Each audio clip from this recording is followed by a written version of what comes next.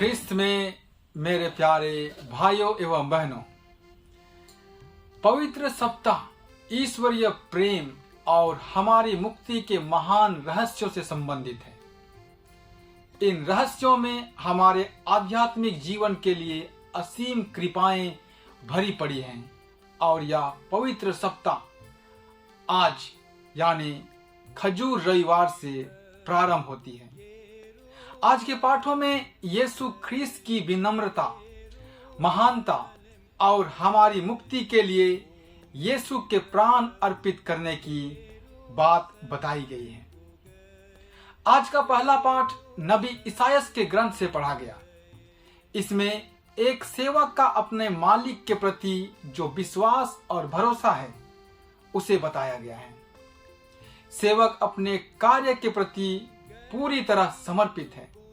उसे दी गई जिम्मेदारी को पूरा करने के लिए वह वचनबद्ध है और इसके लिए वह हर तकलीफ और अपमान को सहने के लिए भी तैयार है। ऐसा क्यों?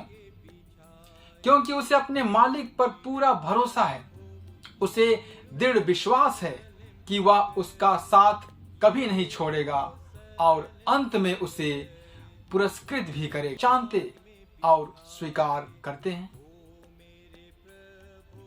आज का दूसरा पाठ फिलिपियों के नाम संत पौलुस के पत्र से पढ़ा गया।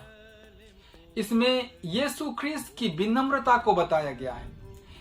यीशु ख्रिस्त ईश्वर थे और उन्हें पिता ईश्वर के बराबरी करने का पूरा अधिकार था, पर वह एक दास के रूप में मनुष्य बनकर इस दुनिया में आए।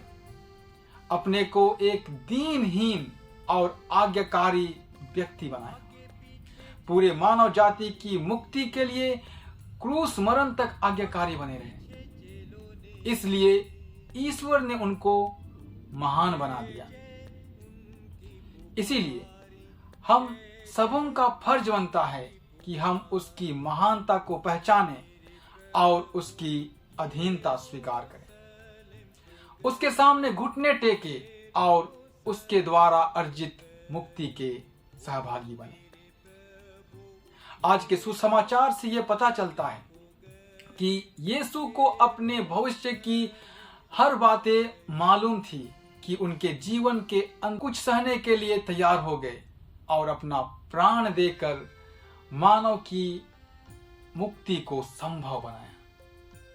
ये उनका मानव के प्रति असीम प्रेम को दर्शाता है। आज हम खजूर पर्व मना रहे हैं और यह वास्तव में यीशु ख्रिस्त की धर्म सेवा का अंत और उसके दुख भोग की शुरुआत थी। वे अपने पिता की पावन इच्छा को पूरा करने और अपने को बलिदान करने के लिए यरूशलेम में प्रवेश किए। जनता उत्साहित और आनंद विभोर थी। वे यीशु को राजा बनाना चाहते थे। इसीलिए वहां के दस्तूर के अनुसार उसे ईश्वर की स्तुति और गीत गाते हुए उनका स्वागत किया। पर यीशु को राजा बनाने की उनकी चाह अधिक समय तक नहीं रही। बहुत जल्दी वे फरीसियों और अन्य स्वार्थी अधिकारियों के बहकावे में आकर यीशु का अपमान किए, उनके लिए क्रूस की मांग की, यीशु के मांग की। इस तरह यीशु को वे सब प्रकार का पीड़ा देकर क्रूस पर ठोक दिए और वे भयंकर दुख सहते हुए मर गए। क्या उन स्वार्थी लोगों की ये हरकत हमारे लिए कुछ सीख दे जाती है? आज हमने भी अपने हाथों में खजूर की डाली लिए हुए और ईश्वर की स्तुति करते हुए जुलूस की है। यीशु हमारा राजा और प्रभु है और हम उनकी प्रजा हैं, इसकी घोषणा हमने की है। अतः आइए आने वाले दिनों में पास्का रहस्य को मनाने के लिए जो भी धर्म विधियां पल्लियों में संपन्न होंगे, हम उसमें भक्ति पूर्वक भाग लें। विश्वास के साथ उन रहस्यों को समझने का प्रयास करें। अपने दैनिक जीवन में ख्रिस्त के मूल्यों को जिए।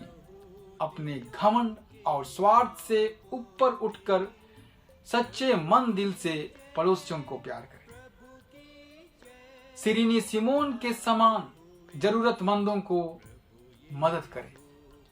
पश्चातापी डाकू की तरह अपने पापों के लिए पछतावा करें तथा माता मरियम और अन्य धर्मी नारियों के समान हमेशा दुख और सुख में यीशु के साथ रहें। अगर ऐसा हम करेंगे तभी हमारा ये जुलूस सार्थक होगा। हम उन यरूशलेम वासियों से अलग होंगे और ईश्वरीय कृपा पाने लायक बन पाएंगे। ऐसा करने में ईश्वर हमारा मार्गदर्शक बने और हमें अपनी आशीष और कृपा दें।